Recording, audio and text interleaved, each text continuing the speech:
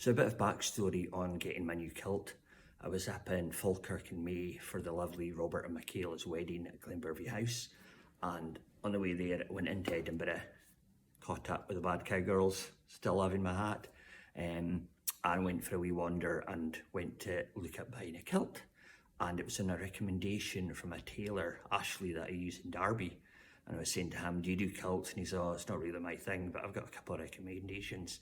And he recommended Howie at 21st Century Kilts. So I did a bit of a Google on him, checked him out, seen all the stuff, celebrities that he's done kilts for in the past, likes of Billy Connolly, Vin Diesel, Donald, my mate Donald, he's done, not that Donald, the other Donald, he's done a kilt for. So I went in, lovely experience, really sort of clicked with Howie, did all the stuff. And one of the things that he asked me was about, do you know how you get all this sort of next to kin nonsense and stuff? And he's like, oh, what's your wife's name? He's filling out the form. I was like, what do you want to know my wife's name for?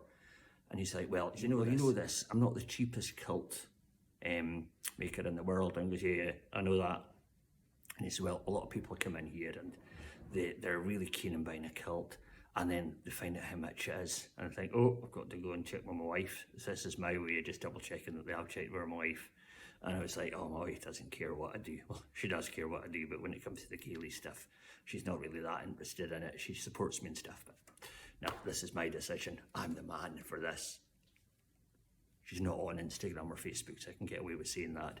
Anyway, got on really well with Howie, got the kilt ordered, and you'll find out about that next month. I went for a wander, and one of the things he recommended was new boots.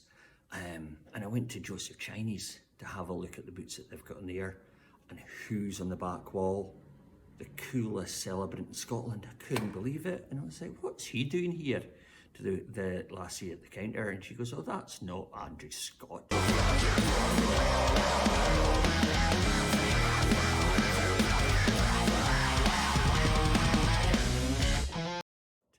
That's Joseph Chinese. And I said, it can't be.